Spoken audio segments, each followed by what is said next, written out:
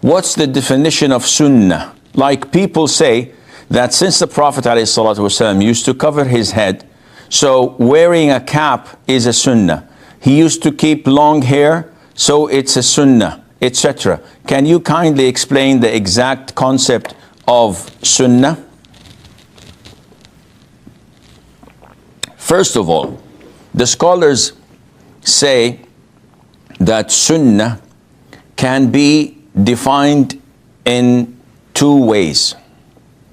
So we have the 5 rulings, which are mandatory, obligatory, known as wajib. Then we have mustahab, or recommended, or voluntary, or sunnah. Then we have permissible, mubah. Then we have makruh, which is not recommended, disliked. And finally we have prohibited, which is haram. So sunnah comes in the second level, which is something that is recommended. If you do it, you're rewarded. If you don't do it, you're not sinful. This definition goes in line with the process of fuqaha, the jurors. While the usul al-fiqh, fundamentals of fiqh, they say that sunnah is the way of the Prophet ﷺ.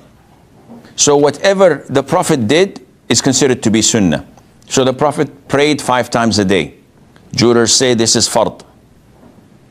Usul al-fiqh scholars say that this is sunnah. This is the way of the Prophet ﷺ. Others say that the Prophet performed once Hajj in his life. This is sunnah because he did it. So by this definition, they say sunnah can be anything that the Prophet said, or he did, or he approved in front of him, being done and he approved it. And fourthly, they say anything that has a description of himself. This is how usually scholars define and describe to us what sunnah is.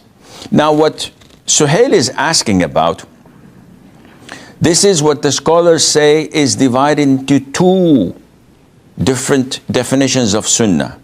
Sunnatul ibadah and sunnatul adah. Sunnatul ibadah is whatever the Prophet did ﷺ as a form of worship. So he prayed 2 rak'ahs after dhuhr. This is sunnat ibadah. He, when performing tawaf, did al-ittiba', where he uncovered his right shoulder with his ihram. This is sunnatul ibadah. When, for example, entering the masjid, you enter it with the right foot. For those who say that this is part of the sunnah, and exit it with the left. This is ibadah.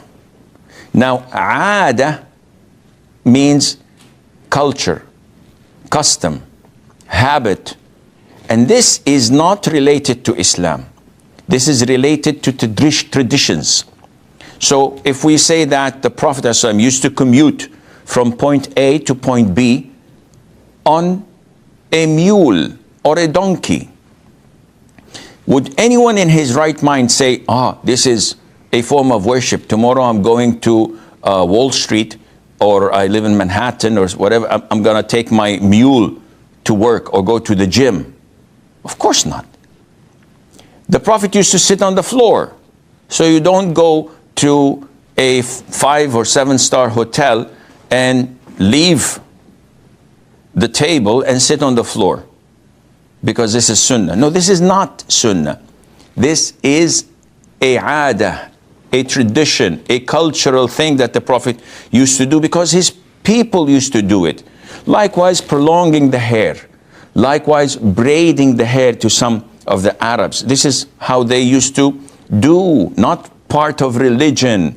Likewise, when wearing a waist wrapper or an apron like that people wear on their, it's like a skirt, like a kilt, but it's on your waist. You don't go to the office or to the masjid wearing this because this is customary. This is according to what your people wear. If I wear this and I go to the Friday khutbah to deliver the Friday, they will pull me down. They say, what are you doing? This is not our customs. I would say, oh, this is Sunnah. I said, no, it's not Sunnah.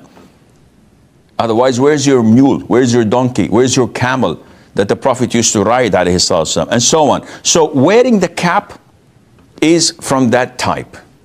You're not rewarded for it.